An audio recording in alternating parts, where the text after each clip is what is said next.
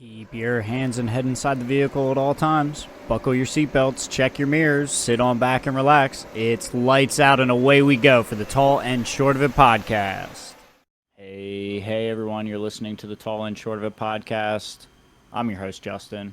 And I'm Aaron. Welcome back, everyone. Justin, good to see you. We've got a fun episode ahead of us today. We've got some League of Legends, some F1 preseason testing, and then possibly a little bit of Magic at the end there. I'm not sure what Justin has in store for us. It looks like I'm getting the head nod, yes, so we'll have some Magic talk as well. But Justin, how's your week been? How you doing, man?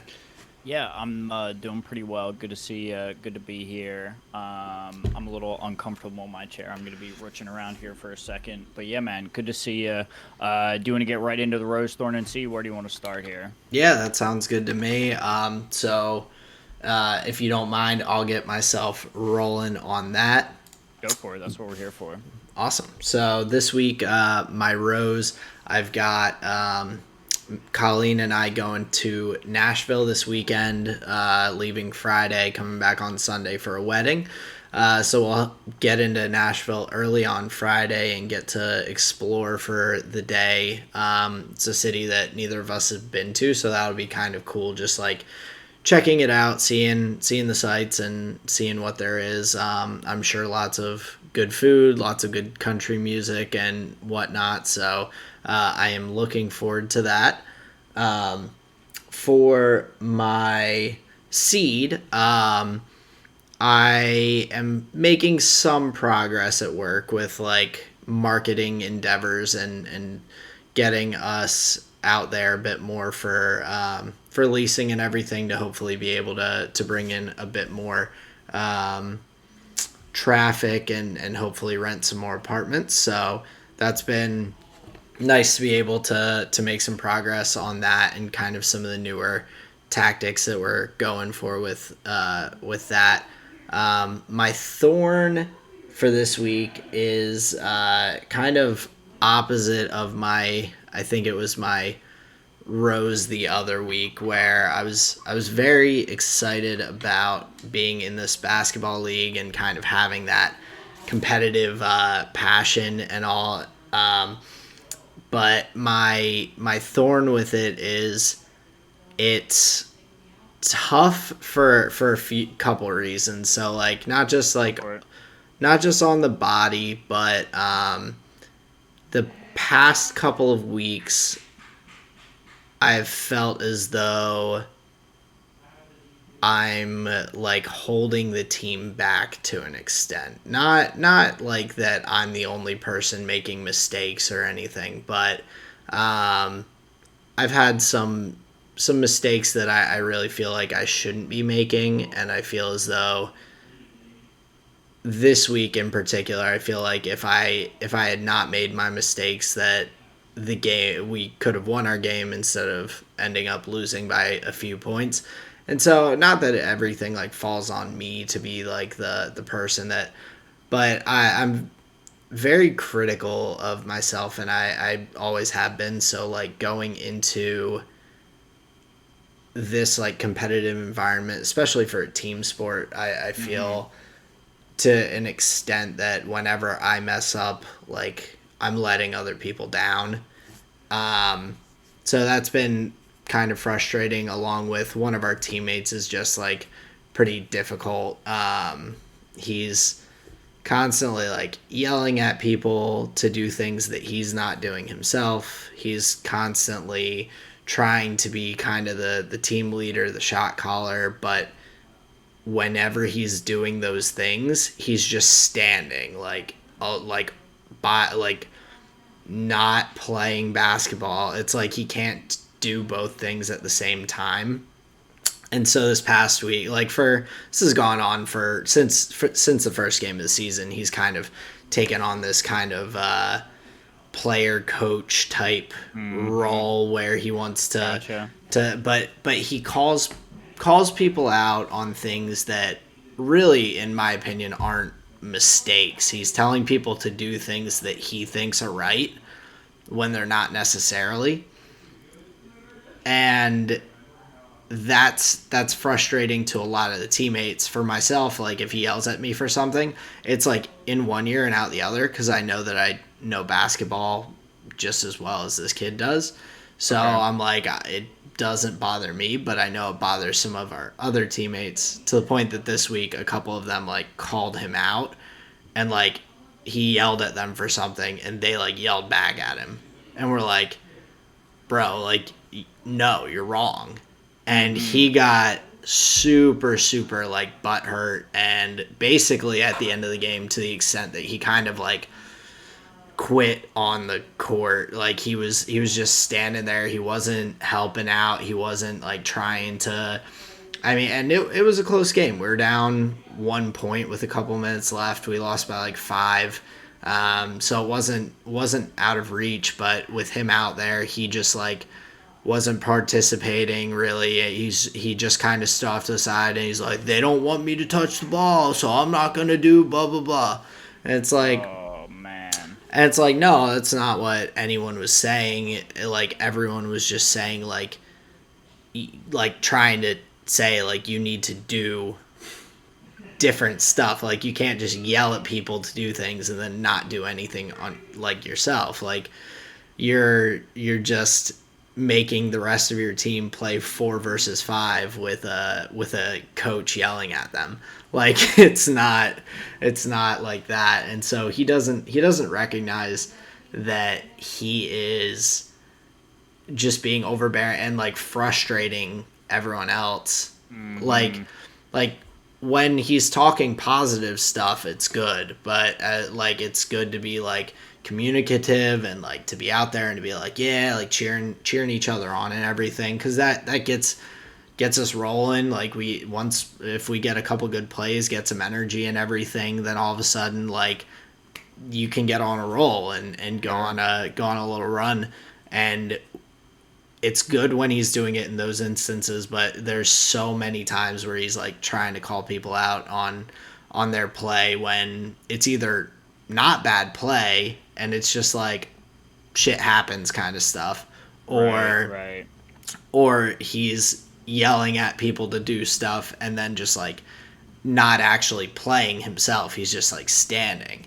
So I've like, between my frustration with myself and my frustration with that, I'm like debating in my head whether or not I'm gonna at least like take a break from the league for a season. I mean, they're like 6 week, 7 week seasons, so Sure. taking a break of a couple months is not like a huge deal. But it's just it's kind of a bummer, because I was like super excited about like being out doing something competitive, feeling like I could do this, but now I like, and I'm probably being too hard on myself to some extent, but I just am very, like, at the end of the games when I'm looking at it and I see all the different mistakes that I made and like they're just glaring in my mind, it makes it not as fun.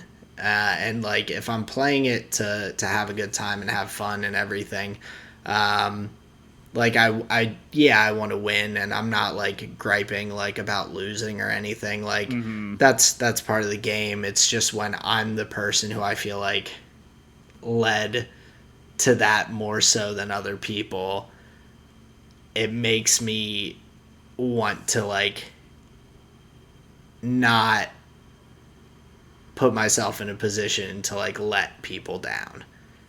Sure.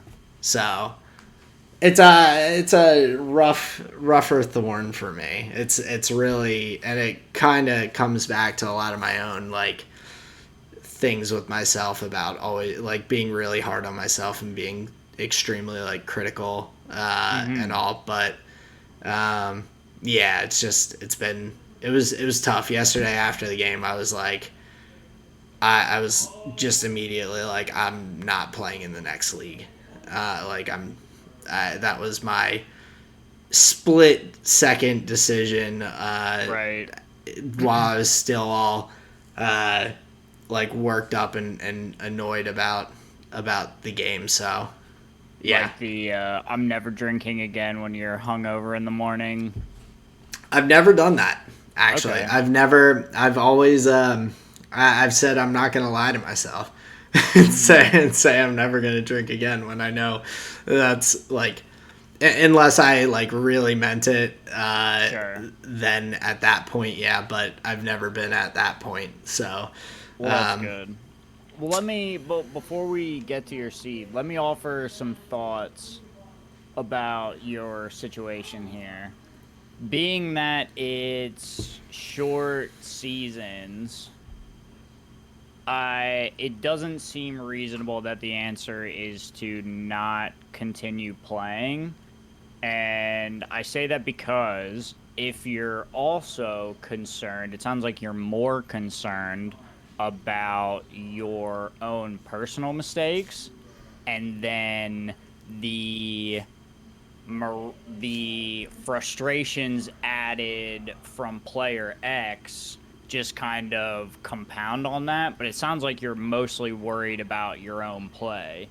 And then I would also argue that not playing is not the right answer to solve being like rusty and having things to work on.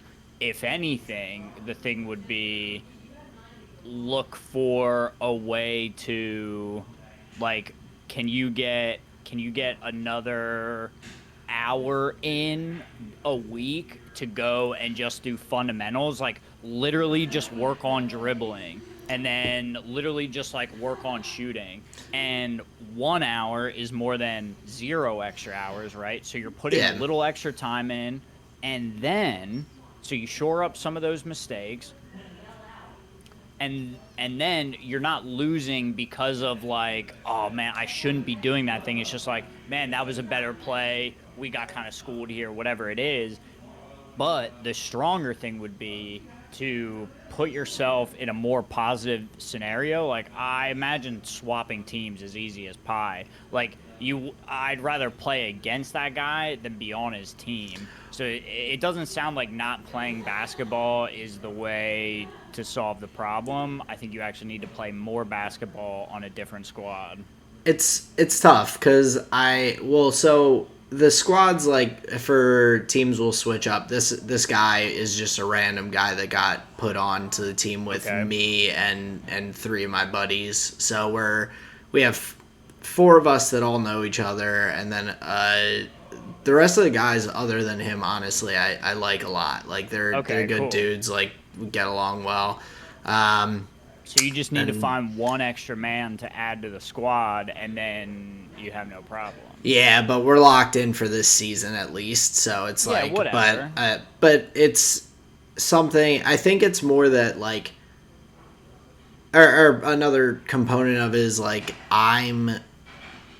the mistakes I'm making are not like forced by like, oh, the other guy played better. Like I play fine in those instances typically, like when I'm like Hmm. actually being like guarded closely or guys trying to play me tough. Like for the most part, I like handle those situations pretty well and like figure Okay. out, but it's a lot of like mistakes and like unforced things. Like I last night I missed an open layup, but like I got a fast break and There you I go. like stepped weird and like jammed my knee kind of like I like locked my leg as I was like going up. Dude who was playing defense on me like yelled behind me. I don't know, like it kind of caught me off guard. It kind of Sure. like Like you were gonna try threw me and off look a at him. little, or it just like threw me off a little bit. But I Hmm. mean, either way, it was a free basket, and I just missed it. And it like things like that, or like there were other situations where I just like lost control of my own dribble for Hmm. no particular reason, but I tried to go and get more practice. I went down to the court like an hour and a half before our game, and the courts were just full of like they're running like kids basketball camps on the extra courts. So Okay. like I couldn't do anything. I just like ended up having to sit there for an hour and a half, watching Are the game you before us. are you Like, not allowed to dribble on the sidelines? They don't not want you doing that? not really space, and I don't want to be the dickhead who like loses the ball and it goes into the game and like throws everything off. Like That's a good I've call. seen That's a people good doing call. that, and like there were these Rip a little kid.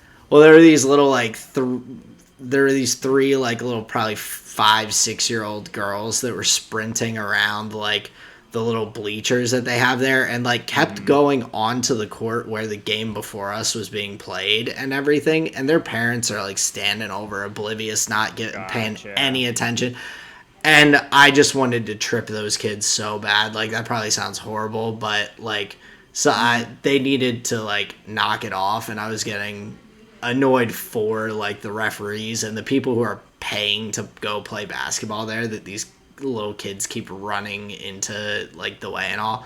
But that's neither here nor there. Like, I'm trying to, there's not really many places right now with the weather that I can go and get like more playing time during the week. Like, I can't Right. go to the court where I play for this league because it's a private gym. Like, they just host the games like one day a week kind of thing. So that's the one of the difficulties I've run into, because I would like to practice more and get more time, and Gotcha. even if it is just an hour here, hour there. Right. But but yeah, I feel like I'm not able to get the practice like clean up stuff, and like then I'm just running into these frustrating situations where I'm making mistakes that I know I shouldn't, because I'm Right. like I know I'm better than that, and whether it's being rusty or like whatever it is, it's just frustrating, and I don't want to put myself in a place where I'm like just being like pissed off at the end of my Tuesday nights, and Right. like especially pissed off at myself, and like feeling like I'm letting down a group of seven other guys. Yeah. So it's been a little tough the past couple weeks. I don't know. I mean, there's still a few games left this season, so we'll see how the rest goes. But I'm just not sold yet on going right into the next season and everything with these kind of lingering feelings of and frustrations with my play and all. Sure. Sure. That makes sense.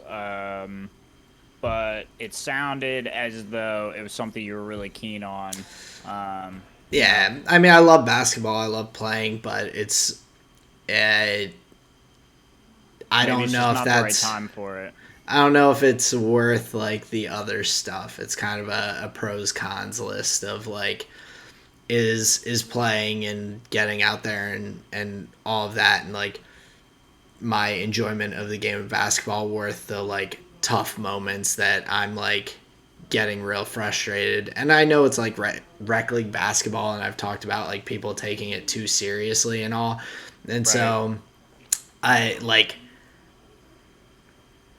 I feel like I'm taking it too seriously, but not in the same way. Like, other people take it too seriously and are like yelling at refs and like getting aggressive with other people on the basketball court. I'm just like mad at myself. Right. So I don't know if it's the same thing, essentially, just directed differently, but yeah, that's my thorn. My seed was the progress with work, with the marketing and everything. So Nice. Okay. Cool. I've hit all my points, but we can move past my gripes with basketball and hear about how your week's been. Well, I do appreciate that. We can move on quick. I just closing thoughts. I just hope to hear sooner rather than later, that you're getting back to basketball, because that's how I would feel playing pool. But overall, I think with just like a little bit of shoring up, I think a lot of those feelings go away. Then you can say like, "Oh yeah, I did mess up there, but I think I could work on that. Oh, that was just a good move. Oh, we lost fair and square, or whatever it was," and not Yeah, just like, "Oh, I just keep kicking the ball away while I'm dribbling." Like, that's no fun. right. But I do hear what you're saying. Um, but yeah, so my week was pretty cool. So I'll start with my I'll start with my thorn, and it's an interesting one because it kind of has to do with the pod, but I'm feeling time getting short. There was like this interesting feeling at the end of the last F1 season where we were like, oh no, like I don't want it to end. Like, oh man, it's going to be such a long wait. But there were some things that I was able to do over the winter break, and there was maybe it was actually a nice little bit of time off because now there's I've got a couple of questions coming in, and I'm looking at the F1 calendar, I'm looking at the League of Legends calendar, I'm looking at some other tournaments coming up, and it's like, oh man, we are just like back in full swing now. We've got the first race coming up here shortly. So my thorn is like kind of a silver lining overall is like, yeah, we're gonna have a lot going on soon enough. Um, and so with that, I would talk about my seed. I was able to, what would you say? I was with some of my gripes. I was able to help a friend out where we got to talking, and it turned out he had a bunch of similar feelings as I had. He had some similar interactions with people, and we were just able to kind of connect on that and reconnect in a lot of ways. And it was like a short, sweet conversation, but it was one where we found ourselves like, yes, yes, and fuck him and fuck that and fuck this too. Yes, yes, yes.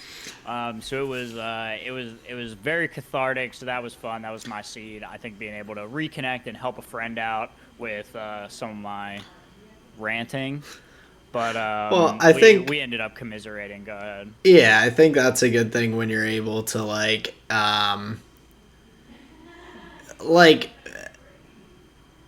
kind of solidify that like you're not with The things like only that. one. Oh yeah, with things like that, it's Yes, tough. Like you don't want to that's be what felt like so good. feel like I'm crazy. Like everyone likes this person, and I just like can't stand them. I can't like Hmm. being around them. Like having someone who's like especially when they like mention specific things and you can tell that they're not just like, oh, I'm just like agreeing to agree kind of thing. Right, they're right. like they're like, oh yeah, that motherfucker did this to me too, that's that same Hmm. shit. And you Right. can, yeah, like it's I sometimes feel bad. Like I don't always like shit talking someone, but when there's someone who's like really bothering you and you get to have that moment, cathartic is like a good term for it because that is like refreshing to kind of be like, Hmm. okay, like yeah, I'm not wrong here.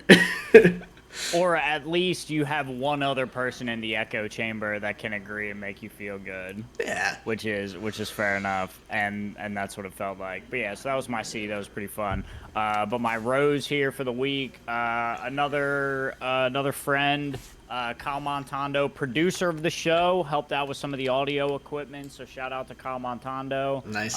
But yeah, he, we were able to spend some time together. Had a maybe a couple too many cups of coffee, but we couldn't stop yakking, and we were howling and laughing late into the night. So that was really fun. So yeah, that was my short, sweet rose thorn and seed here. Now, where do you want to start here for the show? Do you want to get into some League of Legends here, because we definitely had a lot of it? Well, I thought we could just run through the F1 stuff that we have real quick because I had a That's a good few call. different notes that I Okay, wanted to bring up. So, lay it on me. first off, Mr. Michael Massey is bye bye. So, No, Michael. No, no, Michael.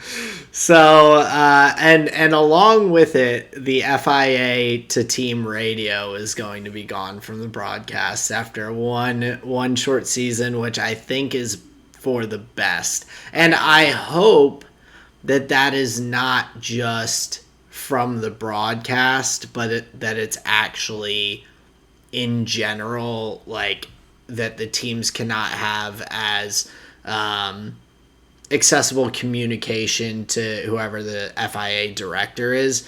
Hmm. I think that kind of put, unfortunately, I not that I think Michael Massey is like he had his mistakes, he had his flaws, but I think that he got pressured by the teams a lot and like didn't handle that well. Like you kind of have to have a little bit of a fuck you attitude towards the teams to some extent, to just be able to make the decisions that you think are like the best ones and to let the stewards do their job instead of getting all this input from people who are like a million% biased towards their own interests. I don't think that particularly helped with situations when people were already disagreeing with some of the FIA decisions throughout the season, let alone at the end. So yeah. What are your thoughts on the FIA to team radios being gone? Well, first of all, I'm happy. Not that like I had any gripes with Michael Massey, but there's something uh it seems shiny that they got rid of him and got somebody new in. And I use shiny in the sense of like it seems like a good idea. I don't know a whole lot about it, but overall, like you were saying, it does. There were feelings of like wishy-washiness over the course of the season with them having direct access to him, especially late in the season, as we all know. And so, yeah, I'm happy that like there was some kind of concrete like, all right, this really shitty thing happened. At least somebody lost their job. I honestly like I think he that kind of kind makes me of, happy. yeah, and I think he kind of got scapegoated a little bit. It's like he's the Sure, face but of. somebody's got to, No, right? exactly. And if you're going to be the Yeah, face of like the FIA, and when bad things happen, like you also have to take the brunt of that. So it completely makes sense, but it's right. not. Um, To comment on the like on the radio not going, I think it's hopefully a two steps backwards to then take one step forward eventually, where maybe there's a way. And I am well, go ahead. I think that the one of the big keys is that they should be very selective about what they put on the broadcast, in my opinion. Like even if, because I'm assuming teams will have to some extent access to the stewards booth because they have to be able to call out certain things from what they see on there and like be able to, like there has to be some ability to communicate. But the direct access to Michael Massey is like something that I think needed to change. But in general, I think that there are plenty of times where the broadcast doesn't show radio messages till like a minute afterwards and everything, and Right. they're like slightly delayed. Um, I think that doing something like that with those radios, if they're going to have them, to be able to like actually like think about it before they put it up on the broadcast, where they can be like, okay, is this going to benefit anyone by having this radio message between the stewards and X team principal on the broadcast, or is this just going to stir the pot and cause some sort of frustration and everything? Like Right. like I think there has to be a balance of like what, like, is this beneficial or not, and then kind of decide to put it up at that point or not. There is the question of limited tools for narrative, and that's an issue, it seems, for the broadcast. So it's unfortunate that we had such dire consequences for that tool, because it was really interesting. It It was was. really interesting to hear that stuff. It just like it just went wrong in the most important moments, right? Yeah. And that, like, Well, that's why I think super like unfortunate. being more selective with what you're putting, Right. because there were 100% moments where it was really interesting, where you like situations where I mean, you hear Christian Horner come on and talk to Michael Massey at multiple points throughout the season, and some points he's very adamant that we did nothing wrong, Max did nothing wrong, this is like bullshit, that kind of fire. And other times where they're like, hey, this is what we think happened, and like it kind of like a nudge like, no, we didn't do anything wrong, but like also almost an admission based on how like not adamant or inadamant, whatever the opposite of adamant is, that they are in the right. They're like more hesitant about how they're saying things, which makes it be like, okay, maybe they know that they like did kind of fuck up. So it did add to the broadcast for the ability to see those different kind of components of it and everything.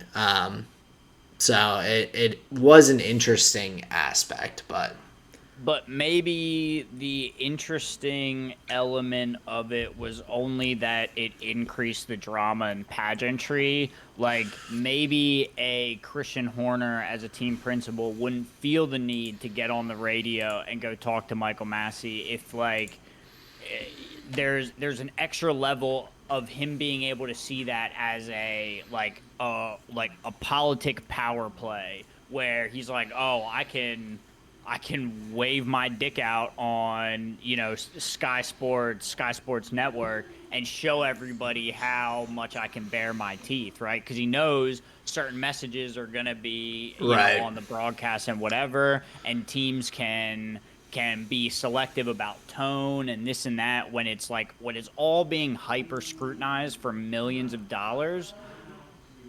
They're gonna take advantage of stuff like this. So overall, I think it's probably better to not have it until there's, like you're saying, a better way to filter it or Yeah. present them after the fact, after we've after they go through everything and implications aren't or consequences aren't incurred because of weird radio messages back and forth and who said what.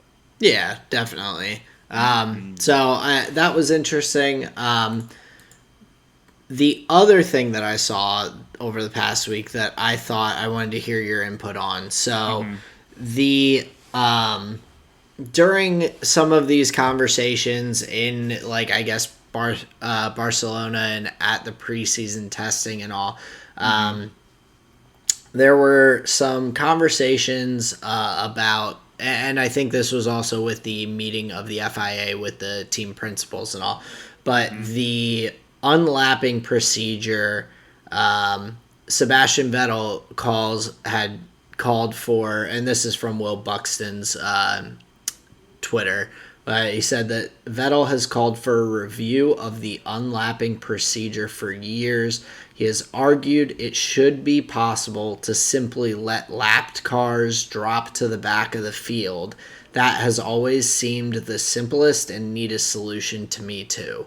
And I wanted to hear your thoughts, because the only thing that comes into play with that, I guess, in it to some extent, is those drivers are now doing one less lap, so they have more fuel, so they're going to be able to potentially use more fuel on certain laps. But I also think They're position 20 though.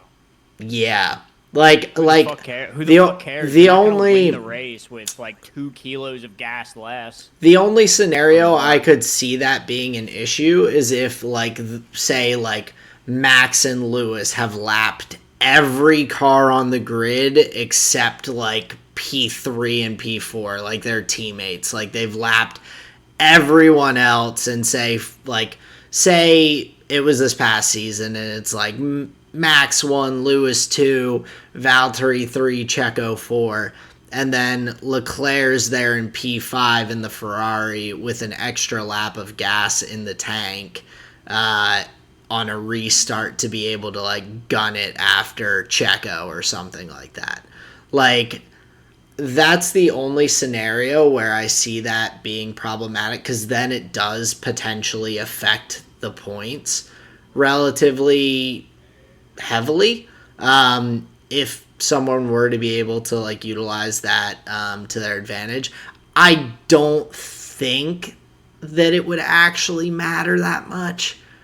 I'm just like trying to think through any kind of like negatives to that, because it seems like a very logical decision. And if that were the case and they had just let all the lapped cars drop to the back of the pack in Abu Dhabi, if that was the procedure, and like just let them go to like fall back and like drop back in line, I think the safety car gets off the track at the same time, and there's much less controversy about the ending to the season. I think the scenario ends up being the same in that instance, if they had done the unlapping procedure that way, because it would also allow the safety car to get off the track more quickly and yada yada yada, and like rules to not have come into question. Obviously, like, that's all completely up in the air, and like who knows how that affects it and all, but Right. I think like, just in general, it seems like a very simple solution to like something that seems like it could cause a lot of problems. Well, that's also coming from a driver who said, like, someone's going too slow near them, and it's like, what the fuck is this guy doing? And they blow by them. So in those scenarios, I can see the argument being made. This isn't necessarily my argument, but I can see the argument being made that it's dangerous for them to, what would it be, cut speed by 60%, 50%, 70%, Well, whatever it is. if they're already under safety car, though, like, they're already slowed by however much. So Okay, for then you have to change safety car, like the safety car rules, to like change the whole dynamic, because everybody is expecting race to the delta, no overtaking. Well, yeah, so you just say, so it would have to be announced like the same way that they did during Abu Dhabi, essentially, that like lapped cars, like number blank, blank, blank, blank, blank, blank, and blank can drop to the back of the field and to unlap themselves. Like, you be like fucking Lance Stroll and back, or whoever the fucking back.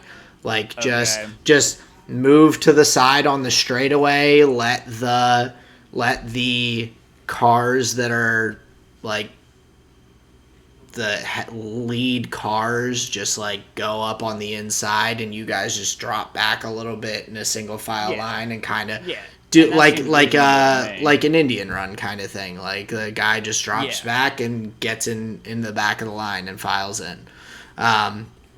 And I just think it's definitely I don't see any negatives to it. There's no unsafe part of it. Like, there's, especially like, they're announcing to the teams like when to unlap themselves anyway, and all the drivers just go and like speed up and zip around the track. Why is those cars really concerned about that extra whatever? Well, no, it was something that had been brought up in the replies to Will Buxton's tweet. So like, it was the only real argument I saw that was like, this doesn't make sense because these other cars now have an extra lap of gas that they can like use to whatever. Right. I mean, yeah, fair enough. I can see how it's like the rule change giving a slight advantage actually back to the driver that is unlapping themselves under safety Right. car It's like scenario. their car already got lapped. Like they're already Yeah, like slower. I'm having trouble caring about that. I That seems I fine to me. Yeah, I just felt like if I was going to present this as like a potential option, I did have Right. to like speak on the one main argument against it that I had seen looking at Right. this and all. No, that's good journalism, dude. But I feel like it just makes sense. Like other people are just like there are people who are unhappy about like, oh, this guy who replied goes, what about the sanctity of full race distance? And it's like, bro, when fucking Mazepin's 2 laps down, when the fucking winner crosses the checkered line or the checkered flag, like he just ends when he crosses Right. the line. Like he's still 2 laps out. He doesn't drive 2 extra laps around the track Right. post race just now, to like yeah. it's like that's when the race ends. So I don't consider that to be a viable argument. The fuel one was the only one I could see, but it seems like it just makes sense. And like I don't know. I hadn't heard a lot about like unlapping procedures and like best practices up until recently with like the drama at the end of this last F1 season, but it seemed like an interesting kind of thought process. Well, and it seemed at least like an interesting enough, like, not exploit of the rules, but like clear oversight of an example where, oh, the way you have it set up led to like something like terrible happening. Yeah, or at least allowing there to be an extremely negative controversy that is hurting F1 in general by like making them look bad in terms of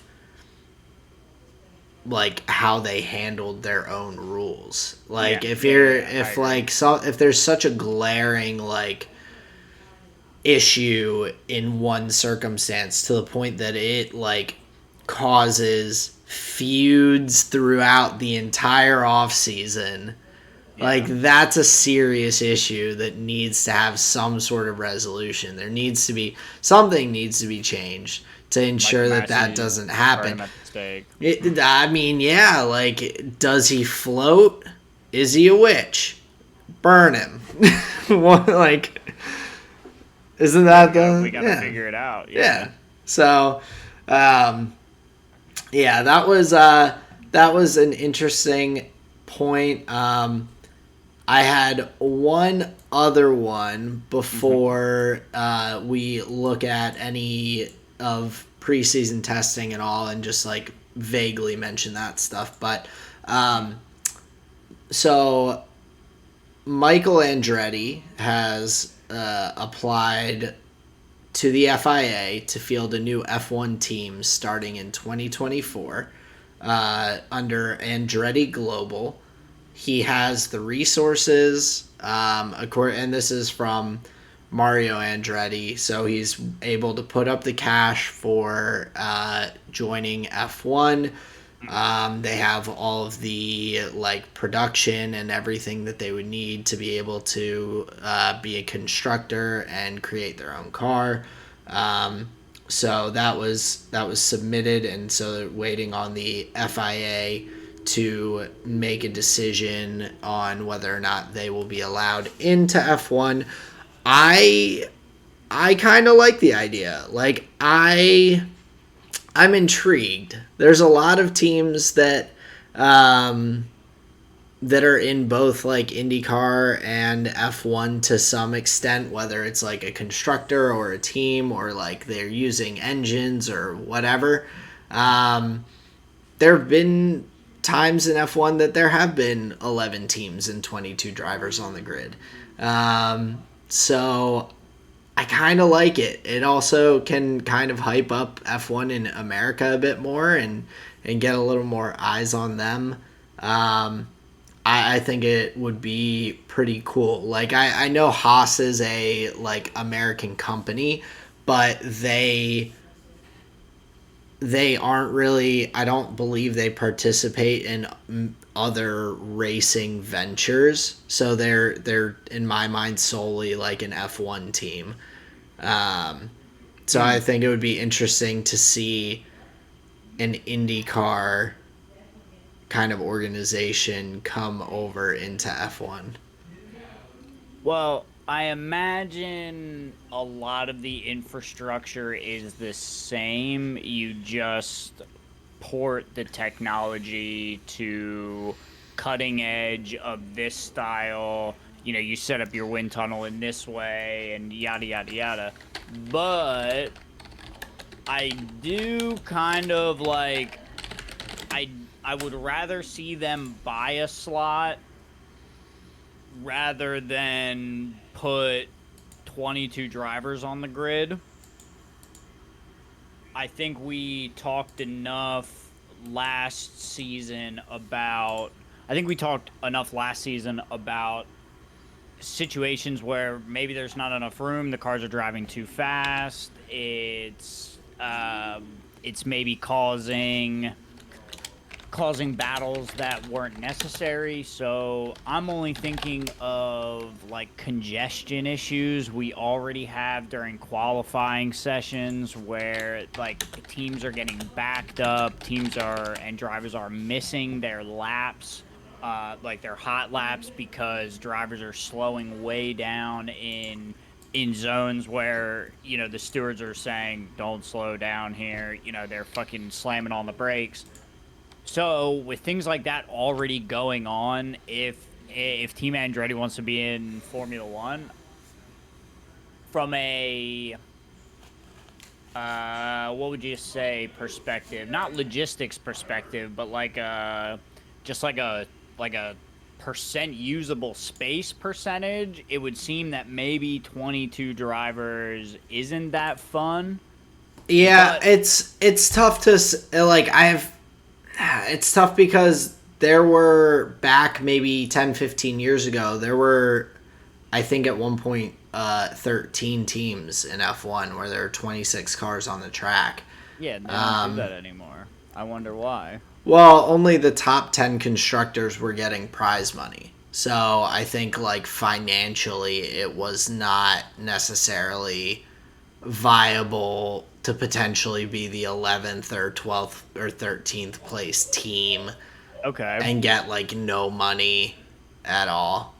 Sure, yeah, that doesn't make sense financially, and this is no data at all, just conjecture and guessing. But I bet if you went back to those seasons, you would see many, many, many more crashes than years around it that had less drivers. I'd be curious. And I feel that's such a tough stat too, because like you could be like, "Oh, there were way less crashes that season," but it's like fucking Michael Schumacher and Lewis Hamilton and Kimi Räikkönen and all these like guys who stayed in this, and Fernando Alonso, all these guys who stayed in the sport for a crazy amount of time and everything. And you could be like, there were way more crashes this past season, and like 6 of them are Mazepin, and like like the, well, that's what I mean, relative to like well, like years. yeah, like the that's a tough one. But I think a part of it that's like intriguing to me is like just looking at their different like teams that they have for other racing and everything. In Formula E, they have a British driver and an American driver. For IndyCar, 2 American drivers. And so, like, looking... Do they win? Yeah, they're IndyCar drivers. I don't know much about Formula E, but they're... well, then if they win, bring them over. But if they don't win, who cares? But they have, well, for IndyCar, they have Colton Herta and Alexander Rossi, who are 2 of the like top drivers in IndyCar. Nobody ever heard of him. Alexander Rossi, his 97 starts, 60 top 10s, 25 top 3s, 7 wins. Um, uh, Colton Herta, 48 starts, 6 wins, 9 top 3s, 27 top 10s out of 48. So, like, in IndyCar, they're kind of one of the top teams. So, I think it's more intriguing to me just the thought of there potentially being an F1 team with American drivers. And I'm curious, like, I really am curious how that compares, because Roman Grosjean was like a rookie in IndyCar this past year, and he looked phenomenal as a quote unquote rookie, and looked really, really solid throughout the season. Getting, I think he got pole position in one. He was starting top 3 in a couple of races. He had a couple of podium finishes. And so for him to like go into driving a completely new car and do all that, I'm like, it's more curiosity of like, hey, if you take these 2 really good IndyCar drivers and throw them into F1, like what happens? Are they like, do they keep up? Are they, or does that team end up being middle of the pack, or how does that work out?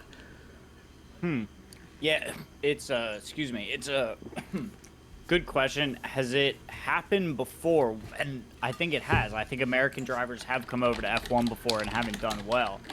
Now, that's not to say nobody ever can and whatever, but I don't know.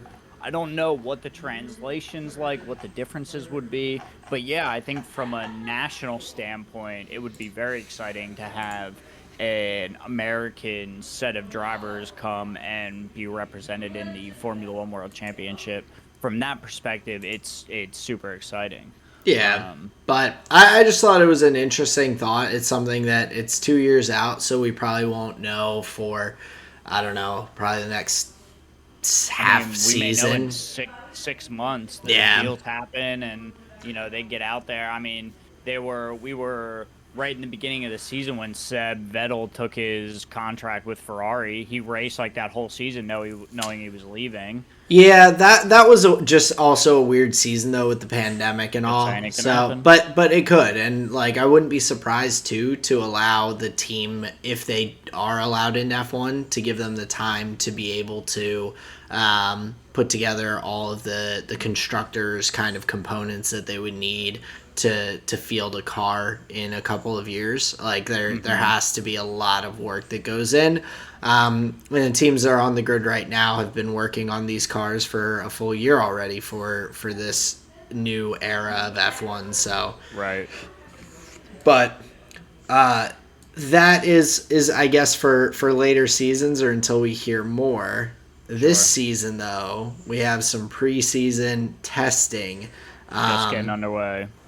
Some good looking cars also that were revealed in the past week or so. We have a gorgeous Ferrari that's out there. The silver arrows are back for McLaren with that shiny paint. Alpine has brought the pink back with the BWT sponsorship.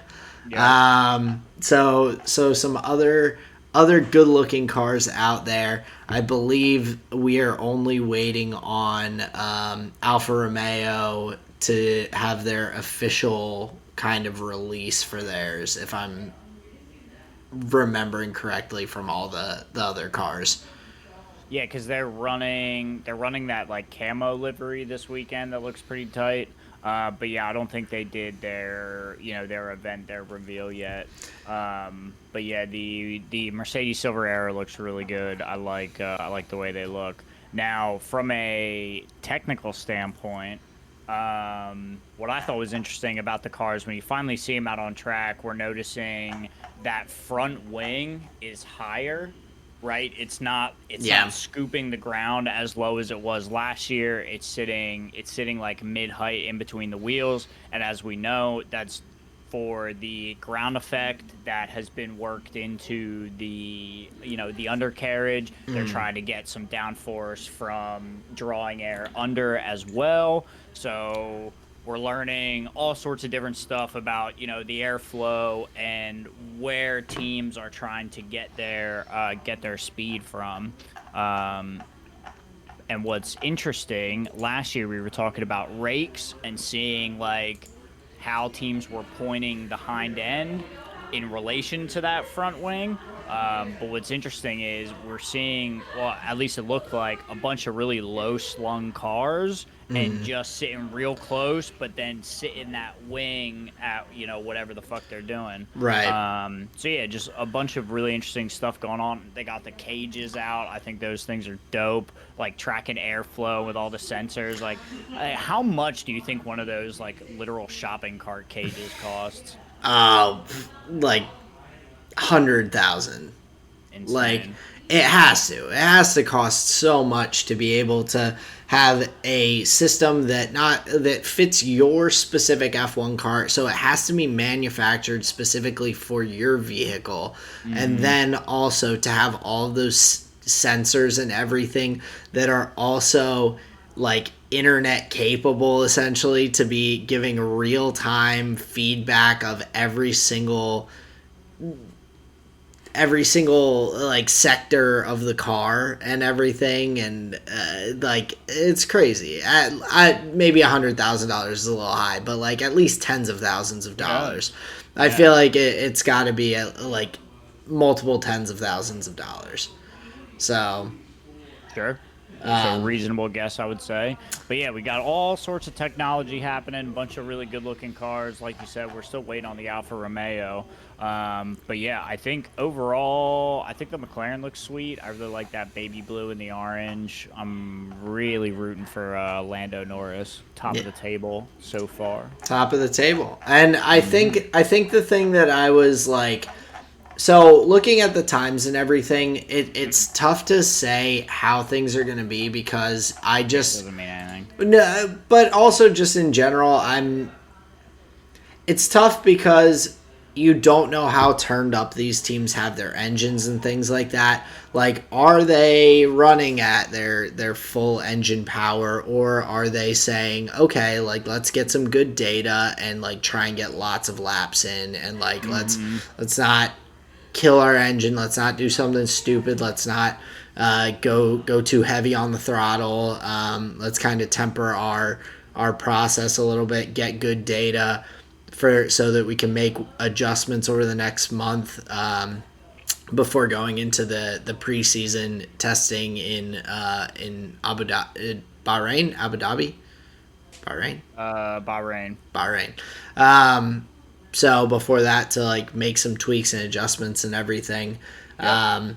So I think that's the big thing. And one bright spot is, I mean, previous years that they had these kinds of new rule changes, preseason testing, there have been problematic times. There have been times where teams have barely been able to finish laps. There have been times where I was reading up a little bit previously where there were like, I think there was one F1 testing where like only 2 teams completed a lap or something like that on the first day, or something ridiculous, because there were so many, like the cars just had so many hiccups and stuff that they couldn't like full throttle go out and complete a lap without something going critical. Man. So What like a rough day for the engineers. yeah, so to see like the teams come out and be able to put in like a stupid amount of laps like they were able to today, like multiple teams hitting most of the teams, I'd say, hitting at least 100 laps total amongst their drivers and everything. That's Yep. good to see, and I think that's exciting because they are getting so much good data to be able to make changes and try and be extremely competitive out the gates. Yeah, it's actually insane thinking about how much that is, the amount of just sheer miles they're putting on the car. in contrast to years when teams haven't been able to field their vehicle for more than half a lap without the transmission going and the tire falling off. There was a right? season where Williams' car wasn't even there for the F1 testing for the first 2 days. Like, right. It speaks to like attitude differences, infrastructure differences, money differences. Obviously, we're in an era where every team is showing up doing not only the homework, they've done the extra credit, they've done the summer reading for the following year. They actually have like 3 of the book reports written. They already have their college applications filled out. Like, they are boom, boom, boom, boom, boom, so prepped. Now, obviously, we have teams like Haas and Alfa Romeo who were only able to put like sub 50 laps in or whatever, like we were talking about before. But like, that's still time on track, and hopefully we'll see as these sessions continue, we'll see them able to get out there. But obviously, we're in a very, very elevated time for the sport, where everybody's like coming with these like alien laser rifles as weapons to the gunfight. yeah, it's exciting. It's really fun. I'm looking forward to seeing at the end of this weekend like what all information we have and data and everything, since there's no like live video or really I don't think any video at all. I think everything's just like reported stuff and some pictures. And what Formula1.com is going to release, I think honestly that's going to be the best place to get content for it. I feel like it has to be, just because they are limiting things so much for this testing. The next one there will be a lot more out there, but yeah, it's gonna be fun. I'm super excited to be back in F1. I know I took a little more time than we were originally planning to, but I was pretty hype about the preseason testing. Something I'm less hype about.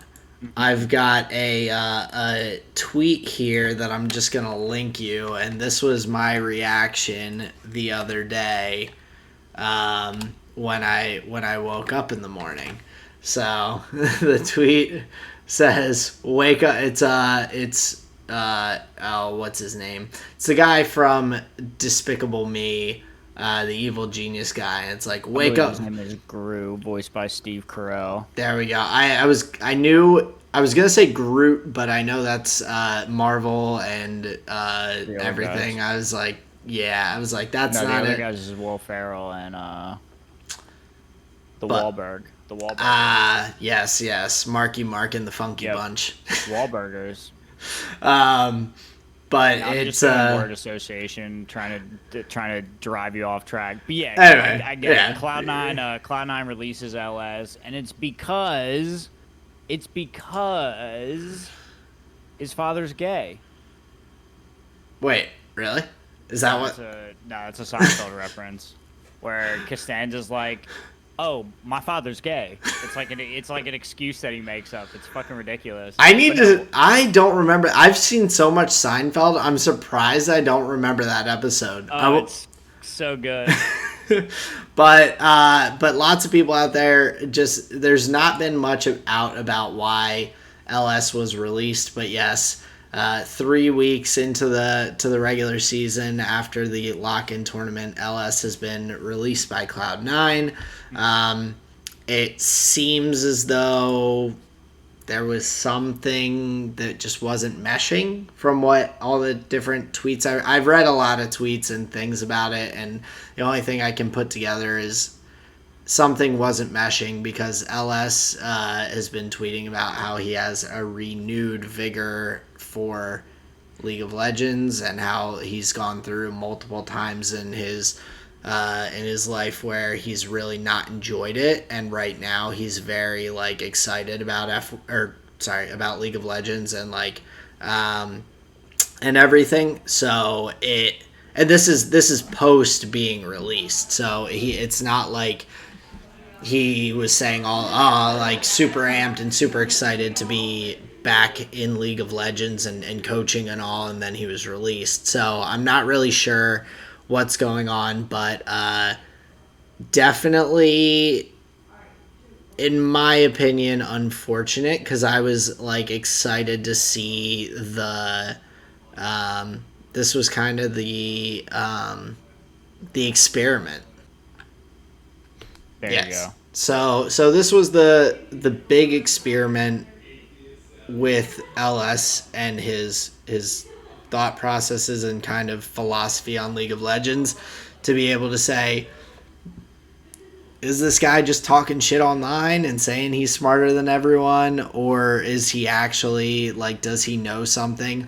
And Cloud9 started off decently enough that I it obviously is not a performance reason that he was released. So in general, I'm not really sure why or what or how things happened, but I'm kind of disappointed more so in that aspect that I'm like, I wanted to see, does the like, should I start praying at the Church of LS or not? Based on the in-game strategies and the pick and bans, I don't think you're supposed to be praying at the church. Like Cloud9 is doing things that no other team is doing, and like they don't look good doing it either. It's really risky stuff. It's weak. It's really weak. And I would argue that they should not have won that game against TSM. There is no way in hell they should have won that game. So that fucking Senna Karthus bottom lane, get the fuck out of here. There is no way that should have won a game. And honestly, like, crucify him. Crucify him, because that had to be his idea. I mean, he was not the coach any longer at that point, but obviously all the preparation and everything going Right? into the What else week are they and all, supposed to like, do? yeah, I know, You I know what it know. reminds me of? You know what it reminds me of? The fucking Bring It On scene where they get Sparky Pilastri in the last minute to teach him about the jazz hand, and then they go to the tournament, and every kook there has the jazz hands, and they're like, shit, no, no, no. They were ill prepared, and they just like reboot, reset, and was like, I'll just play Karthus. Wait, grab the Oriana, hurry, get it.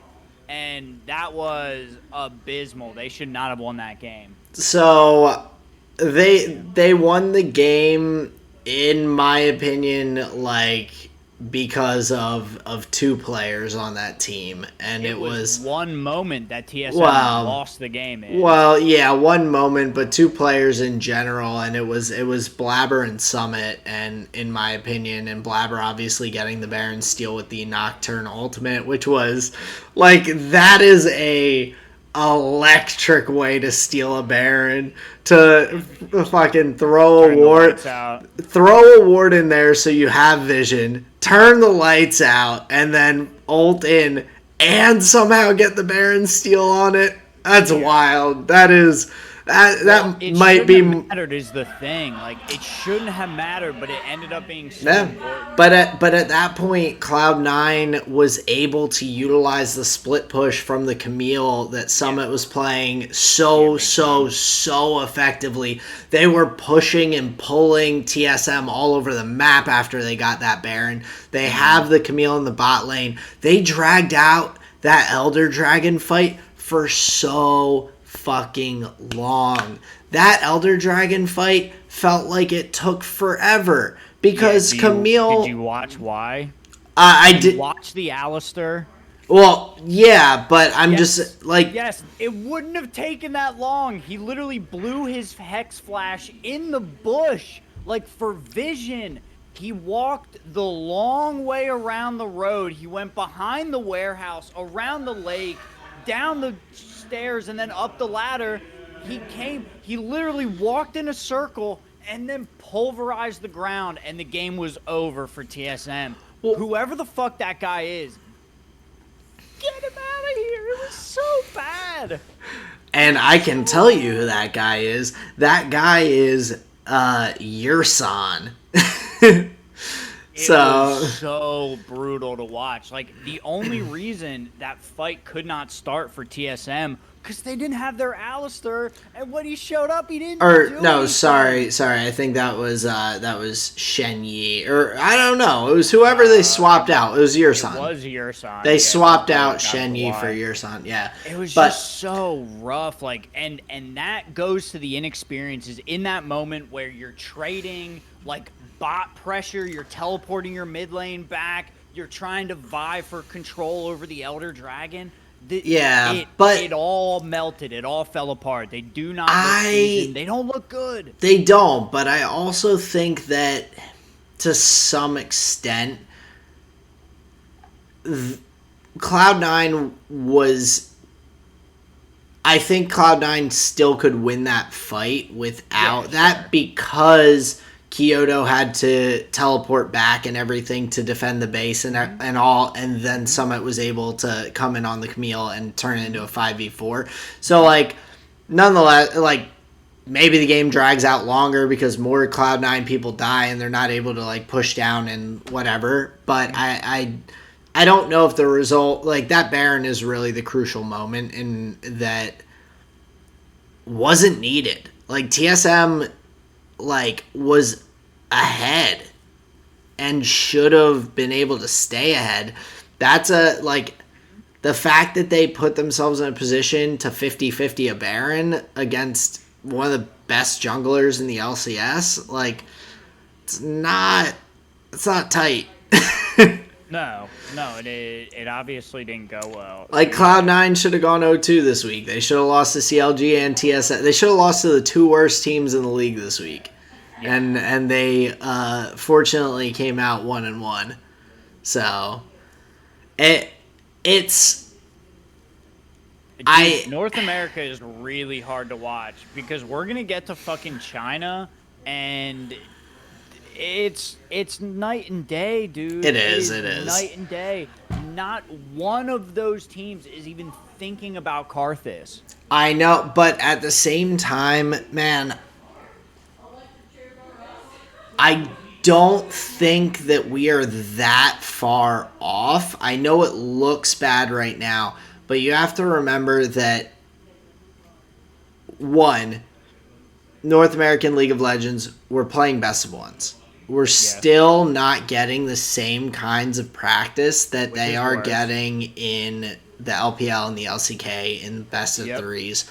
Like, we're just not.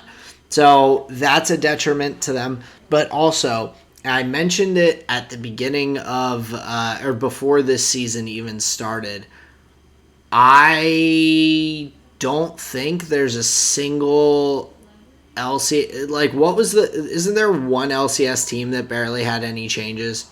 Who was it? 100 Thieves? Yeah. Someday Closer, Abadaga, FBI, Hui. Yeah. They had no changes in their starting lineup. Every other team out there had a lot of position changes and a lot of new players, a lot of international players coming in, and I think that like it, just in the grand scheme of things, it's a spring split. It's early on. We're barely into it. All these teams are learning. They're trying to mesh. They have young talent. They have people coming from other regions. I was watching an interview with Dignitas. I think it was Blue after one of their games that he was talking, and he was saying how, like, River came over and there's such a huge language barrier because he's Korean, and there's a American top laner, a European mid laner, a Canadian support, and a I forget where Neo's from. I think it's Taiwan, maybe Vietnam. And so, like, the language barrier with River initially was, like, pretty rough, and Dignitas was still performing well, but I think that, like, a lot of these teams have multinational groups, and with them being so new to playing with each other alongside that, I think that it's way more prone to looking kind of Clown Fiesta-y than North America normally already looks.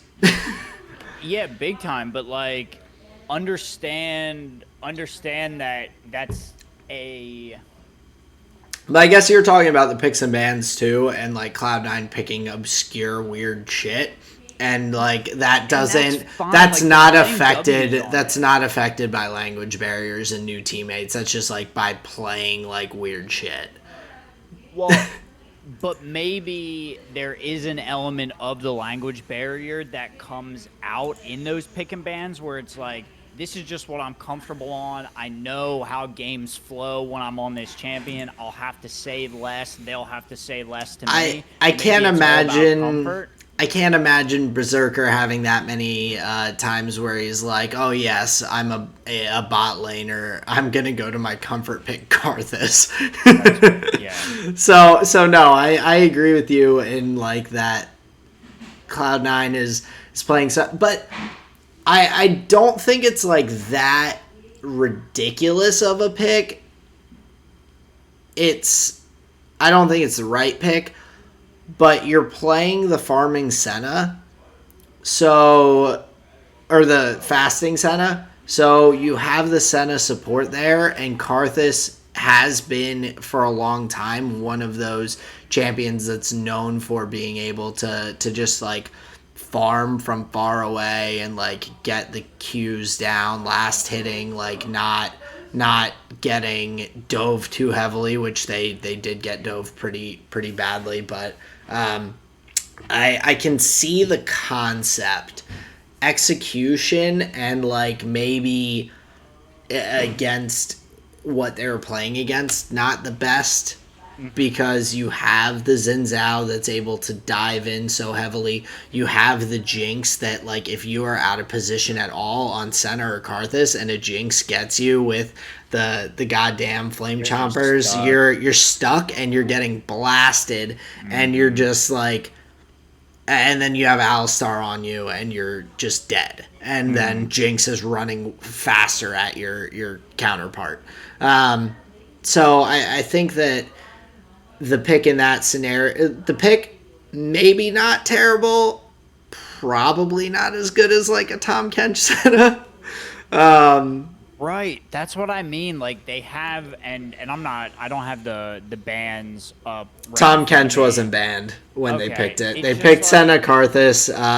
The bans were Corki, Gwen, Caitlyn, Zeri, Jarvan, Lulu. So Tom Kench didn't get banned until second rotation after they had already picked the Karthus. They picked Senna Karthus first round. Red pick 1 and 2. And then Tom Kench is still getting banned. Like, that's just so weak sauce, dude. Like, at that point, it doesn't matter. Yeah. At that point... And that was banned by TSM. Well... I guess you can play the Karthus in other lanes, technically, or jungle, or... So, oh, wow. Now they have Karthus as a flex pick, dude. Jungle Karthus, baby. Sick, dude. I mean, whatever. I think we have talked about... Okay, maybe I'm actually being hypocritical here. Let's slow down, because we have talked about wanting players to have a pocket pick, something that they can go different. Okay, all right. So maybe this is different. But well, like I see a pocket pick being like Uzi on Vayne, or like something like Sven breaking out the Callista when it's really not like a pick ban champion right now, or something like that. I see that as something that is like it still fits the role well. It's just maybe not as strong, or not one of the top picks. Like it's just like, right? Yeah, which is sometimes fine. Sometimes you don't need S tier in every lane to win a game. Sometimes you just need execution. But when you're going to like C tier, D tier for a pick, I disagree. I disagree with that point big time. You can get S tier champions in every role. Well, dude, tell me how V5 gets Lux, Caitlyn, Ryze, Xin Zhao, Gwen, all in one No, draft. I mean, I'm not set. One, that's a fuck up by the other team. That's poor drafting. No, that's both sides drafting really well, and like, okay, then we get the Lee Sin, the Victor, the whatever, and they're ignoring dumb shit. But it's not that it's not possible to get S tier in every role. It's that sometimes that's not the best option. Like, just because one champion, like, maybe it doesn't fit the team comp as well. Maybe it doesn't fit like what your like play style is or whatever. Maybe if you're gonna pick if you're gonna pick the Caitlyn instead of Ezreal, like you just aren't gonna play it as well because you don't have the execution that you feel, or the comfortability. So like comfortability and like the knowledge of a specific champion like comes in huge. I mean, fucking revenge for FlyQuest, their top, or it used to be FlyQuest's top laner.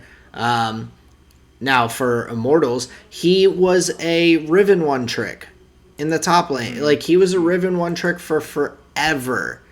And like, he kept pulling it out in LCS last season, and they got some wins on it to the point that Riven started getting banned. And it's like, Riven wasn't a fucking broken champion or S tier or anything, but like the ability that he had on it was better than he did on other top laners. Sure. And so he was able to execute on it in a way that like he couldn't on other champions. Right. So fair enough. Okay, so I think we're getting lost in the weeds here about this. We are a little bit in one North American game, but what I'm trying to get at is it goes to it feels part of an endemic issue where a bunch of teams are drafting this way, a bunch of teams are playing this way, and like you said, we have a bunch of rookies. It's like a building year, whatever, but it's all just showing that 2022 is not the year for North America, obviously, unless it's going to be Bjergsen dragging Team Liquid kicking and screaming, or Abadaga and his crew of 99 other thieves, and dragging them all the way up the hill. But yeah. No, I agree. I don't want us to come down too hard on NALCS this early. I think there's a lot of components that are, and yes, like, we are a worse region. Like, that is a proven fact. Like, through MSIs. You got me. That's all I'm trying to get at. Yeah, here. Through MSIs, through Worlds for a decade now. We've proven that we're a B tier region, but I think that when we actually get to the point of international competition, like, we will look better than we do now. I think when one team's clown fiestaing, it kind of forces the other team into a similar situation, even if that's not their normal style. Yes, chaos style. I hate that, but like when things start getting weird and teams start doing things that you don't expect, it throws other teams off and they kind of lose track. I mean, I remember playing when I would play League, and I would be sitting there on Ezreal in the bot lane, and I'd have a guy down to like 1 HP, and I'd throw out a Q in the space that he should have dodged to, and he wouldn't dodge because he was bad enough that he didn't know better. He just ran in a straight line. And I'm like, they're so bad they don't even dodge right. Right, but it makes you bad because you missed. Like, because I predict the non-predict. Exactly. So it's like, that's how NA, I feel like, it can be sometimes. It's like one team just like does something fucking weird and wrong, but it throws the other team off enough that it's like, oh, well, shit, now we're thrown off by like how weird this other team is playing. And so yeah. I mean, that's probably enough NALCS talk for now, but I just think that the gap looks larger than it truthfully will be. Nope, I disagree. And I would like to point you to China specifically. Dude. Should we do the bet thing? Should we like make like I'm gonna be so wrong. No, I don't where I could say that NA is gonna get like a win off of China and Korea at MSI or something like that. Oh yeah, you could say that. That's like fun and interesting. Yeah, and then I don't know. We'll contemplate. Maybe next week we'll come back with some sort of bet on the table of one of us has to not monetary shit. Like we can come up with something more interesting than that for a resolution to that. Shave their head. How about that? Oh, my hair won't come back if I do. I don't know. No, mine will. I can't commit to that. I'll do that all day, dude. Hey man, I just cut my hair and everything, and I feel like it looks half decent. The bald look is not for me. Not yet. I'll get there. So funny. I actually found the button. Yep. Found the bet button that you don't want to do. You'll do an ass tattoo. You'll fucking call your grandma, but you're like, you scared me. I'm not shaving my head. No, but LPL, I know you wanted to get into it. We had some interesting stuff. I want to hear you texted me about a point you had earlier this week and something that you're interested to see how it shakes out. So tell me a little bit, what games were you watching that you were seeing some of the precursors that previously we've seen that have led to some lane swap meta? Yeah, all right. So specifically it was V5 and LGD, and then the other game was LNG versus RNG. So, and we're going to get really into the weeds. I want to talk about a lot of stuff, but basically we're seeing, barring changes to the turrets, we're seeing the same aggressive gameplay that developed out of, it was like 2013, 2014 or so, where teams started to mess with swapping their top laner into the bottom lane to save them from a counter-picked matchup. They would send their bottom laners, so their AD carry and their support, they would send them top lane and just say shove, shove, shove that turret down as fast as you can so you can swap back to get your top laner out of a losing scenario. You give him freedom in the lane by nuking your opponent's turret in the top lane. You get to swap back. You'll likely have a gold, an experience advantage because you crack the first turret. So we saw in China, teams began to abuse the fact that teams were going to just dead man into a lane swap because everybody was doing it. They would pick a bad matchup for the top side, just assume a lane swap was happening, and it would just get carried out with vertical jungling and mid protection and level 1 wards over the back forest, the back jungle wall to see which side they were coming out on. Are they going the bot side or the top side? All of these little mind games developed just from teams trying to figure out, was a lane swap happening or not, and was it happening at X moment or Y moment, and what side.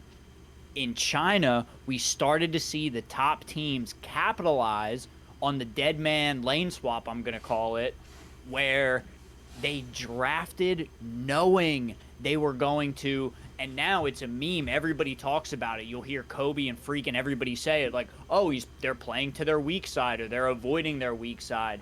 The weak side term started with the lane swap. You were sending your Malphite or your Maokai or your Scion or your Dr. Mundo to die. But what you were doing was opening up resources to 4-1 the other side and just manhandle that turret. But what happened? Well, yeah, it was like whose top laner is gonna get bodied worse? Like who? Right. Or are we gonna go like to when it went to the full like 4v0 pushes for a hot sec where it was, oh, who's got the faster pushing power on their team? who managed the wave properly enough that this team has 8 minions coming up on wave 3 towards the turret, and the other team has 6, and now they're gonna push down and get a huge chunk out of tier 2, and yeah, crazy gameplay patterns that developed just simply out of just trying to save a top lane matchup. This is how far down the rabbit hole these teams went. So okay, so that's what happened before when we had lane swaps. And then Riot came in and they changed it so the top lane turret was tougher. It made it not make sense. They made the bottom lane turret worth 10,000 gold or whatever. So just to preserve the holy sanctity of the 1-1-2 with a jungler.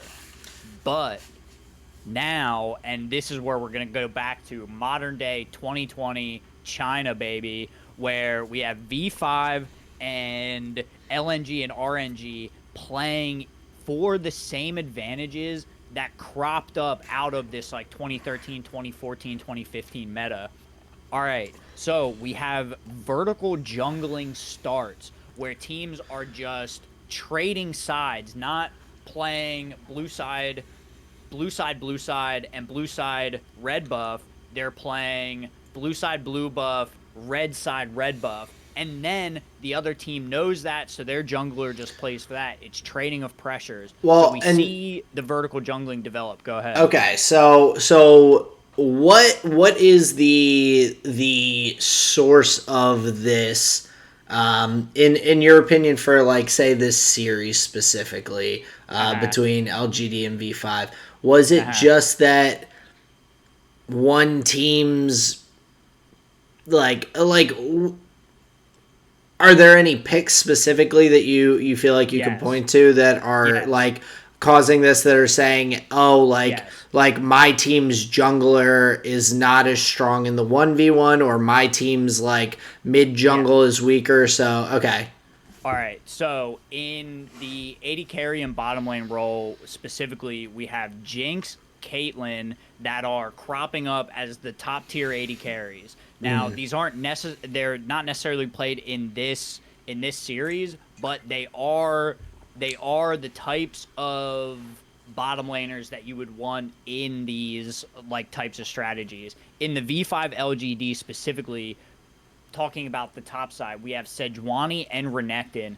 Renekton can set up turret dives really well, and Sejuani can follow up on them. So they're picking for this top-sided advantage where they're going to give away early dragon pressure and be able to 2-on-1 or 3-on-1 with the mid laner, with the mid laner, get their advantage there. Okay. And then, so V5 has Rookie and Karsa, and this is where you really see, this is where you're really going to see the lane swap or the vertical jungling meta, how teams are playing this mid lane jungle synergy. Karsa and Rookie were moving around like they were left and right hands. We're seeing Karsa play the Hecarim, so he can be everywhere. He can clear the enemy camp super fast and get out.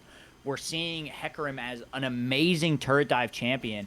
The movement speed granted by the Ghost, his ultimate, he benefits from the possible Cloud Drake so much. He was everywhere in this game, and he had Rookie in his pocket the whole time. So we're seeing you want bottom laners that can shove. We're seeing Yumis, the Karmas. We're seeing Lulus. We're seeing teams experiment with the Jannas and the Sorakas. The buffs are coming for these hyper carry supports.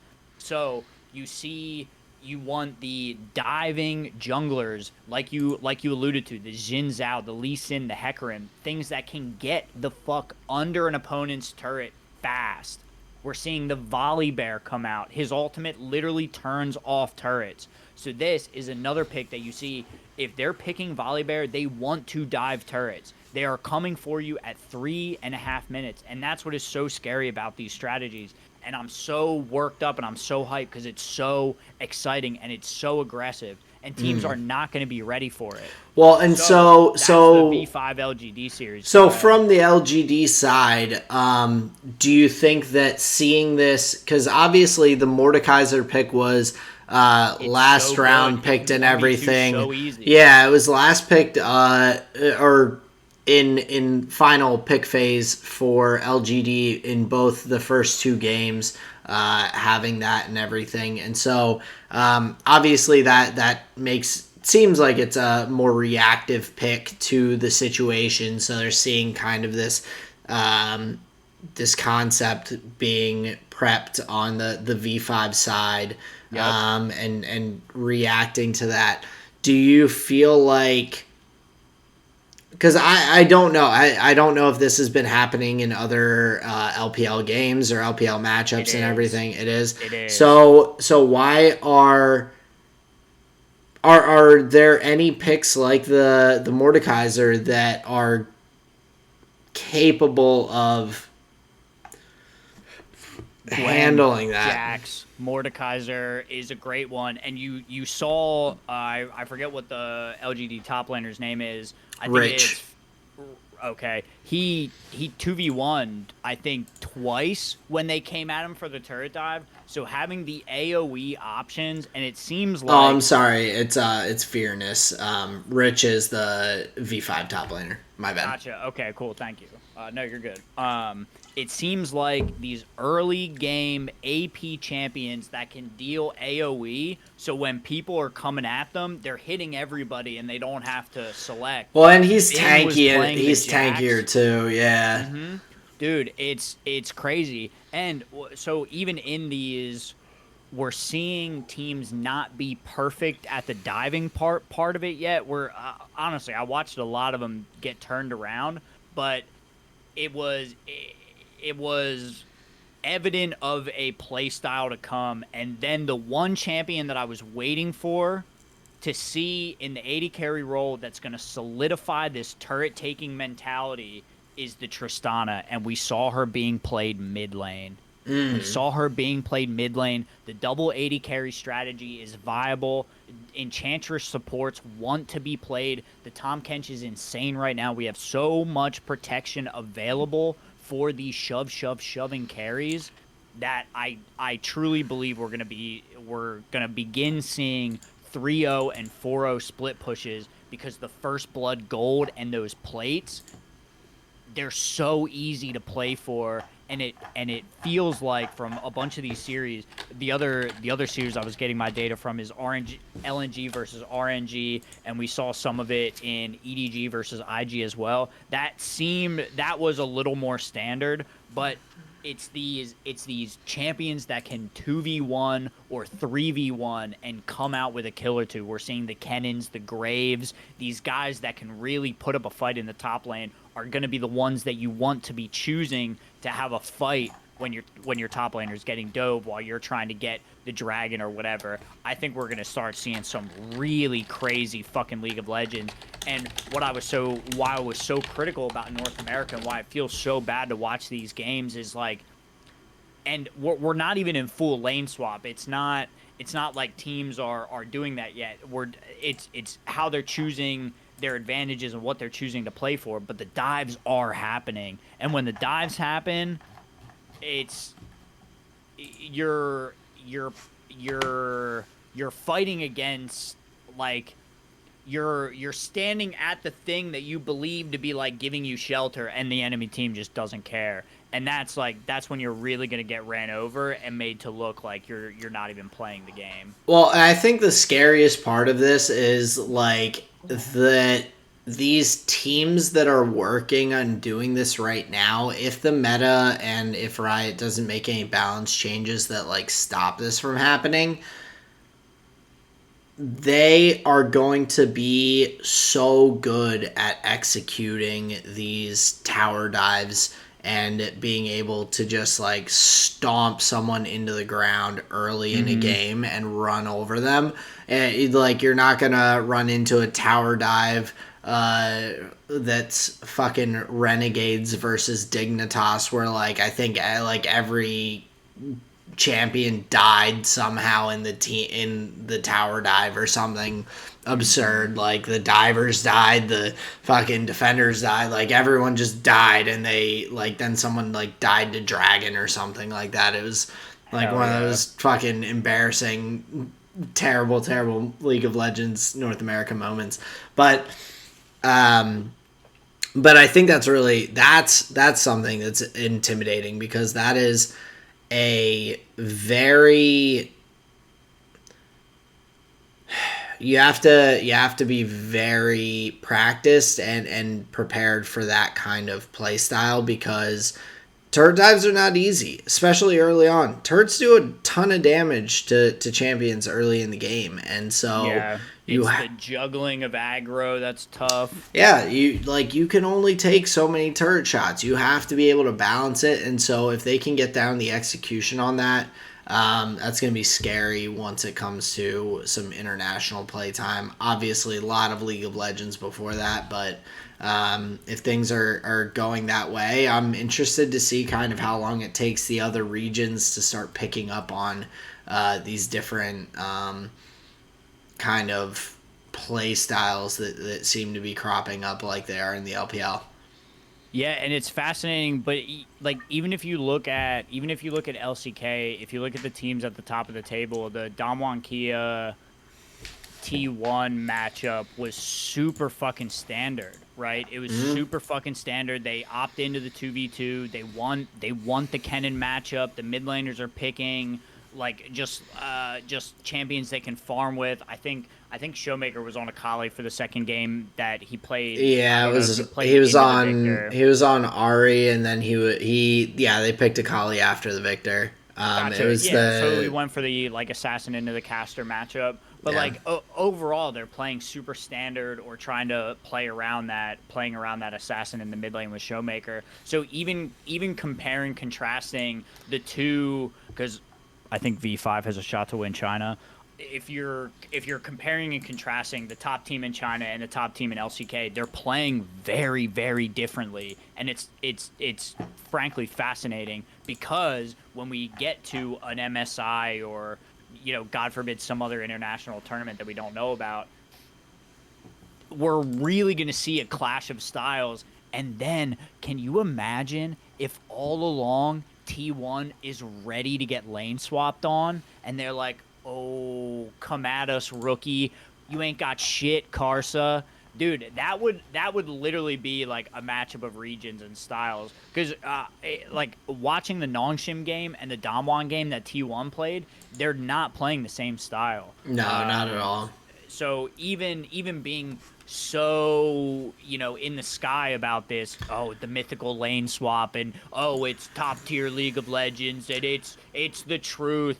We're still not seeing it in every region, right? So it may not be the perfect way to play yet. It might not, but like I think it's not. I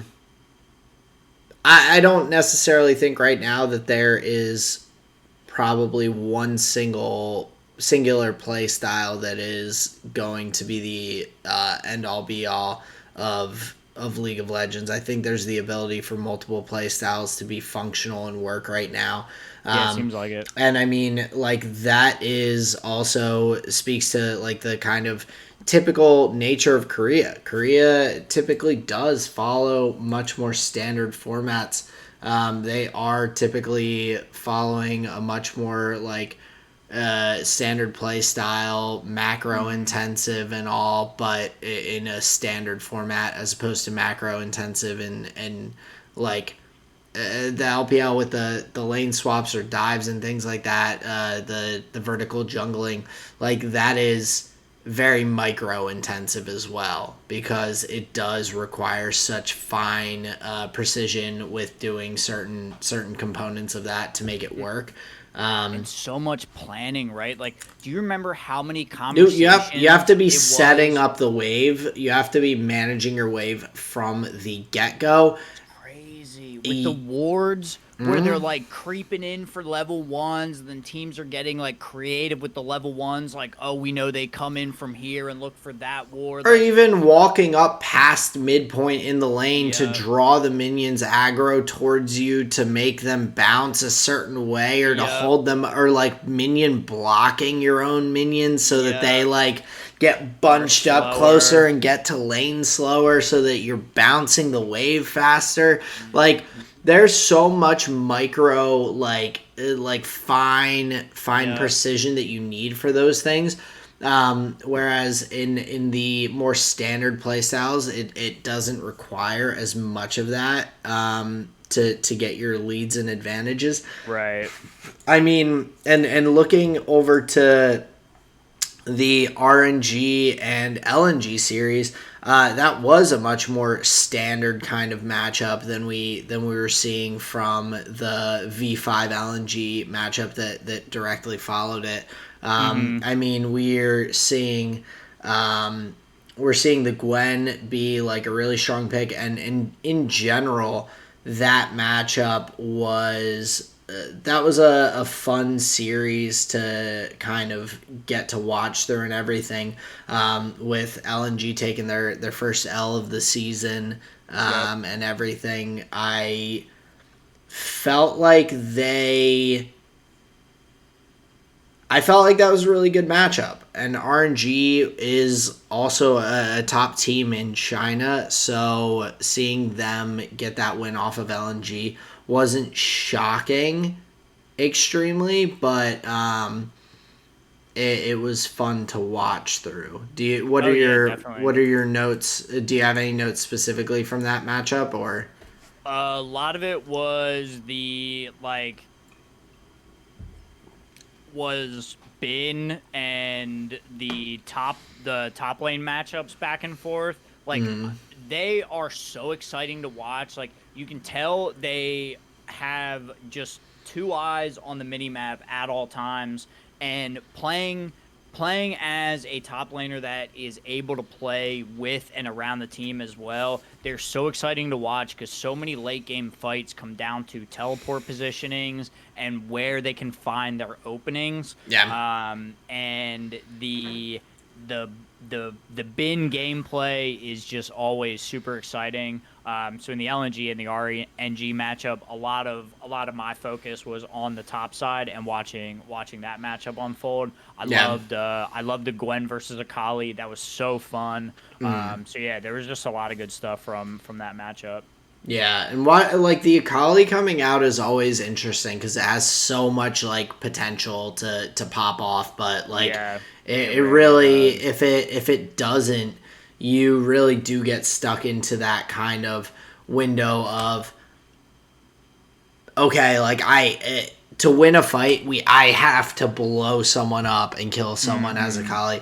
With the amount of stopwatches, Zonias, hourglasses, things like that are out there. Like there are so many times that you watch an Akali going in. I mean, just going to the T1 Damwon series, you saw Showmaker going in on the Akali towards the end of that game too, and just the like one of the last fights in that series, he dove in to try and blow someone up, and Zonya like in what is like milliseconds of time, like just flies in to do damage and then pop Zonia's, and he got hit with so much damage in that split second that he was like at 10% health.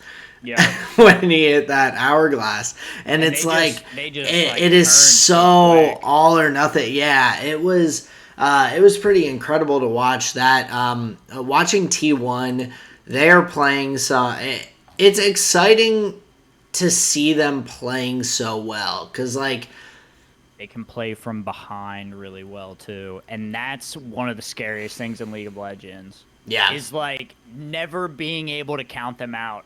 Always being scared that there's a ward that you did not fucking see.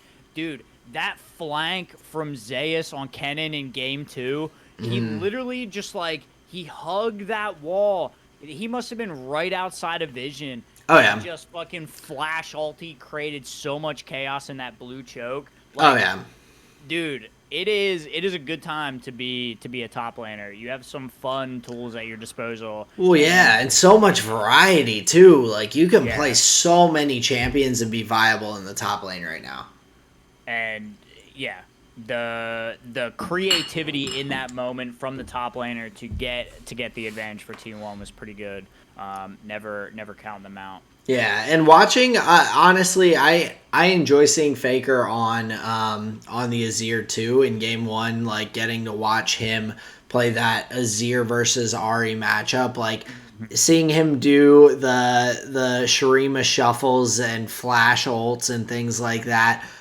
When he flash ulted right at the Raptor camp and picked off the Jinx right there, and like and that was dude. it was game over at that point. Like that was the like one of the kind of nails in the coffin. They were already leading. They already had the advantage, but getting that pick and all, like it's so impressive that he looks so good after so many years. I know I've said it probably 100 times, but like I like watching Faker, man. He's fun to watch. And like he's good at League of Legends. That's what makes him fun to watch. I'm not just like some fanboy. Like he's also just like really fucking good. Right. Like it's not like like you're living in the past, old man. Get with the times. It's like nah, he's still shitting on kids. Like that's awesome.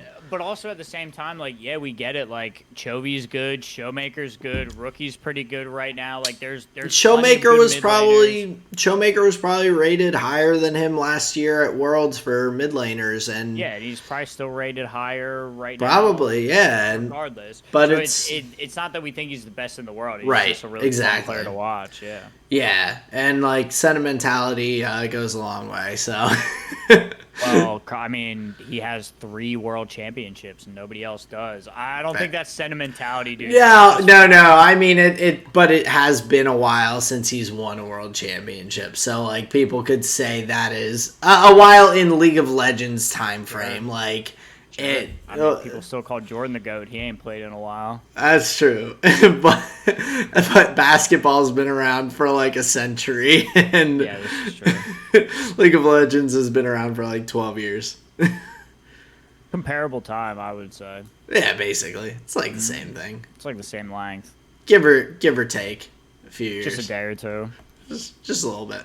But yeah, is there any other league that you wanted to talk about, discuss, getting through that all?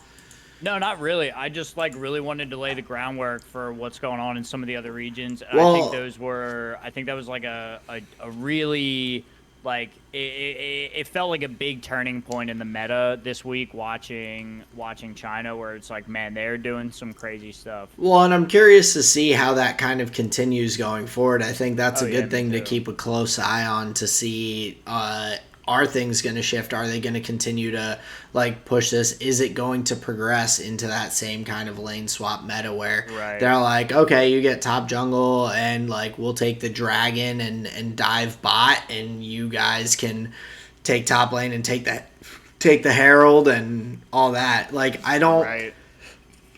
I think that the last time when we were seeing the 4v0 pushes, there was not a Rift Herald, if I'm remembering correctly. So I don't think I don't imagine that it will get to the 4v1 lane meta, but I would still not be surprised to see it progress into more of a standard lane swap that we've previously seen.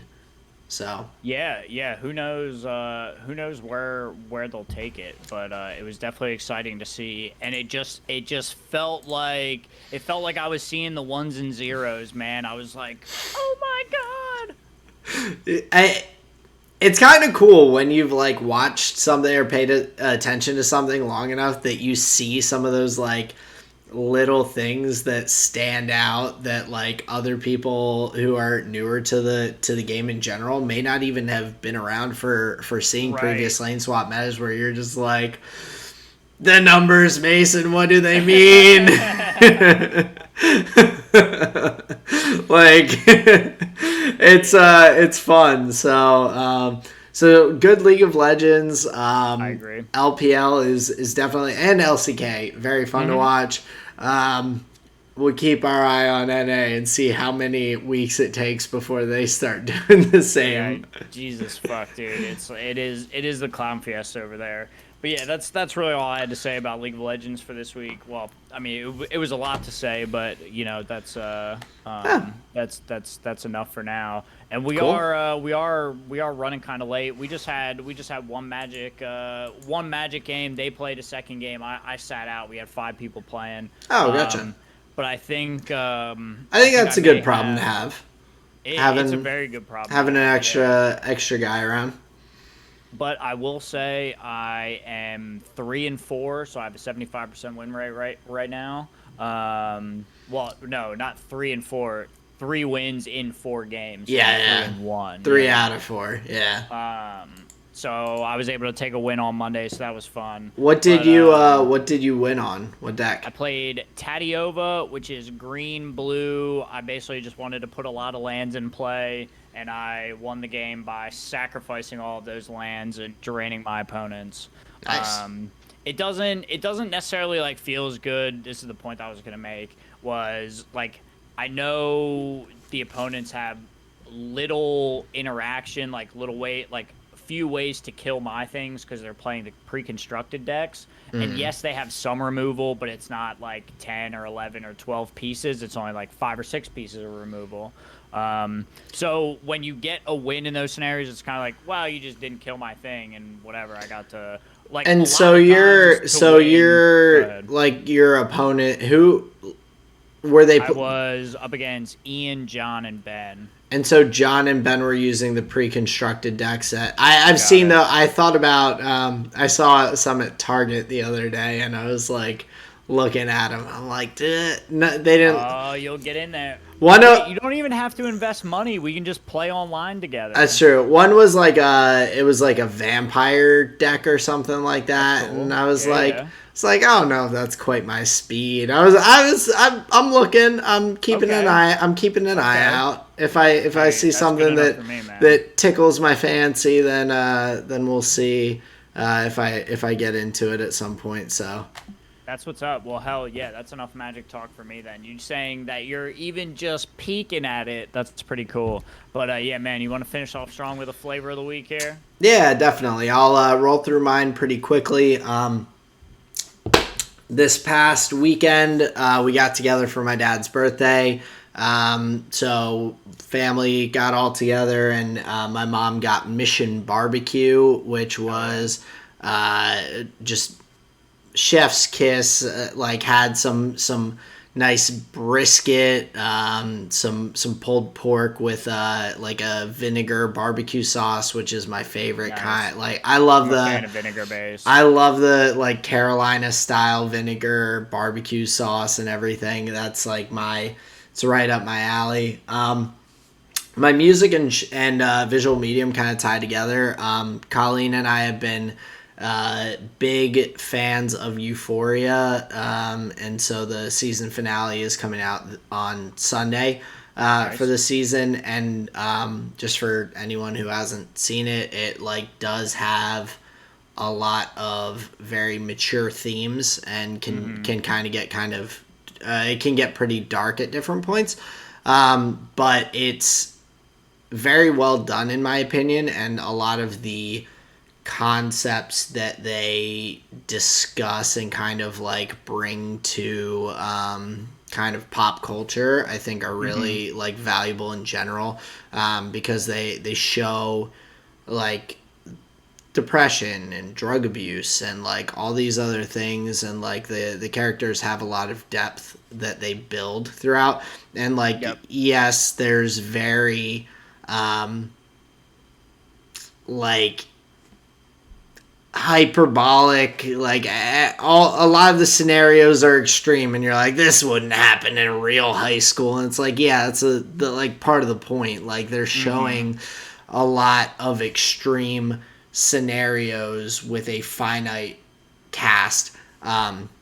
But I think they do it very well to show some different things that like don't get talked about as much in the popular culture, that kind of have been swept under the rug for years and years, and like Gotcha. bringing that stuff to the forefront, like to the point of even like why some people do fall into that hole of addiction and things like that, or like how people can treat some of their closest or most loved friends, family, and things like that due to that kind of scenario. So I think it's a really well done show. I just wanted to make sure to give the precursor that it is also definitely has a lot of mature content and can probably have a lot of triggers for people who may have been involved in or had different experiences in their life that have been hardships and all.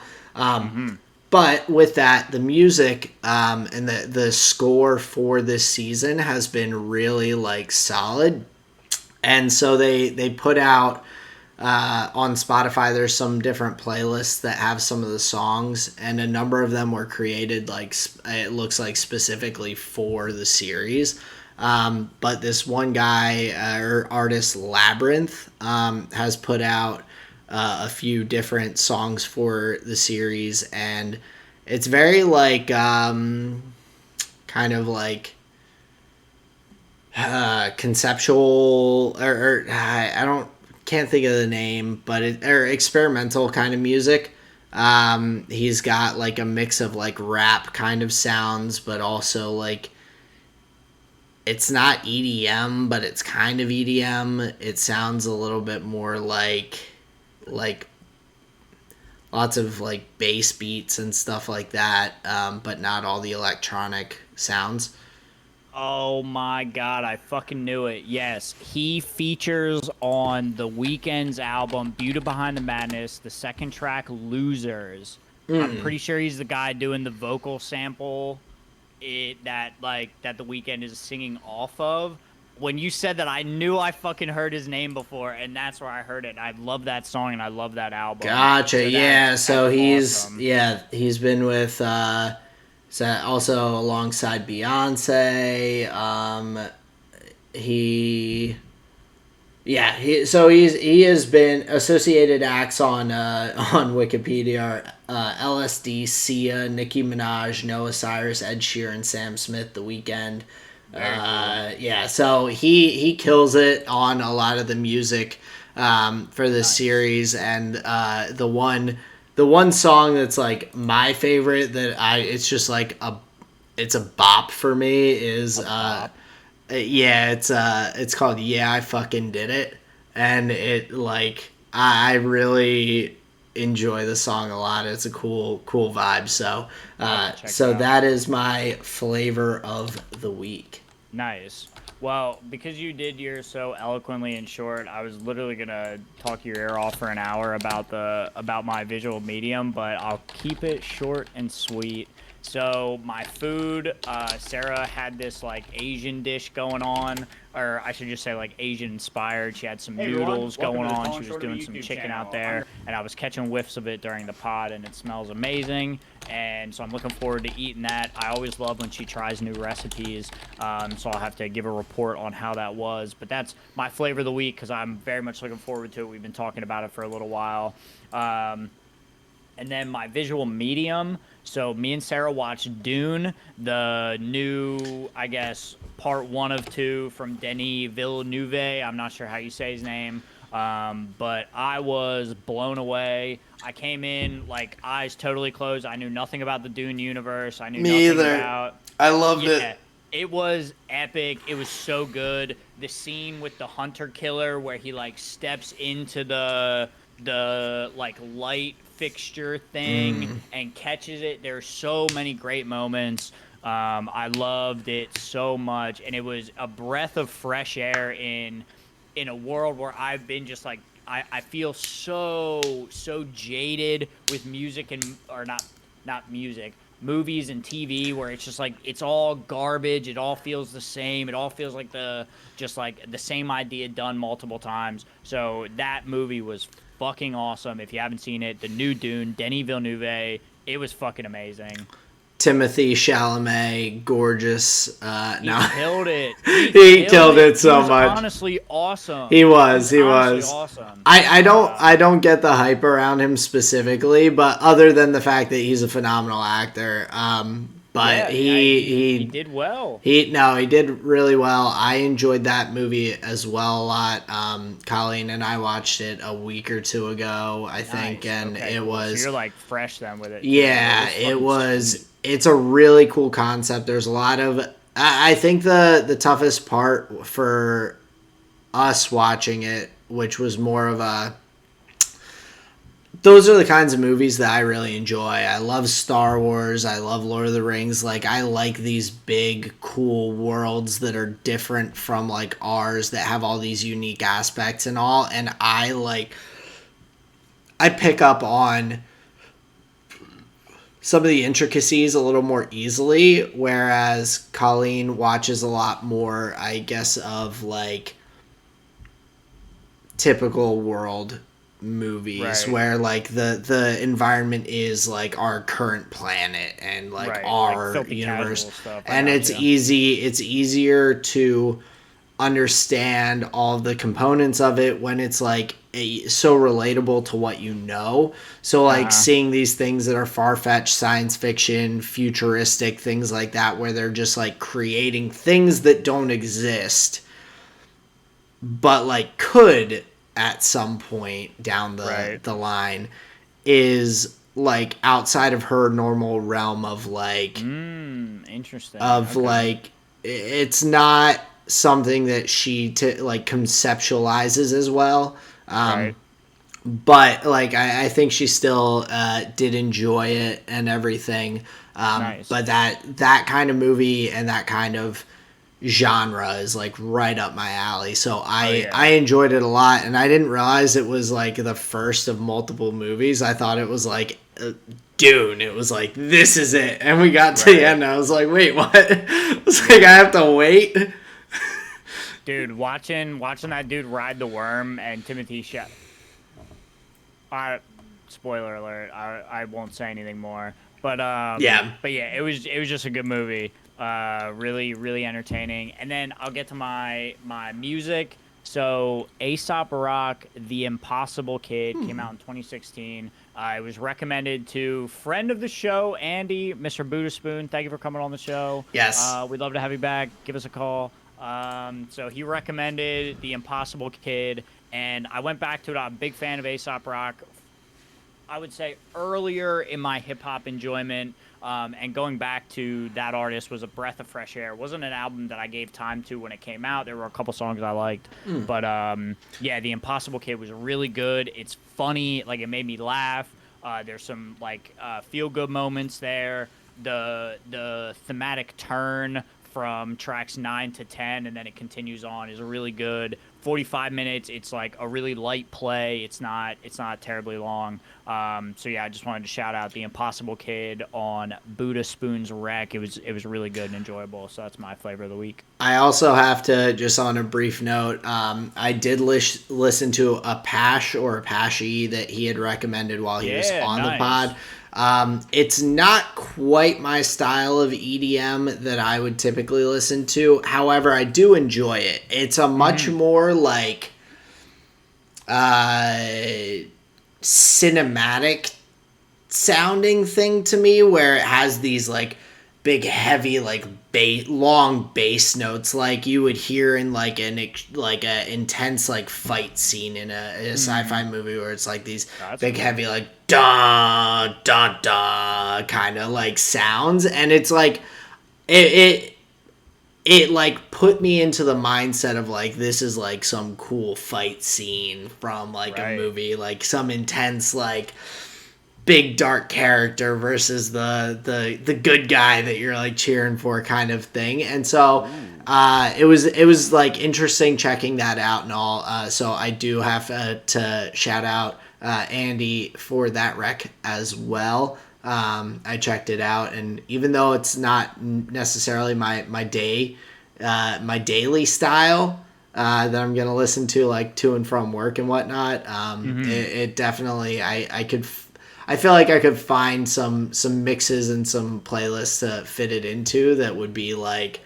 that would suit it well. So nice. That's what's up. So man, he's supplying all the music for the show here. Hell yeah. This was a pretty good one, Aaron.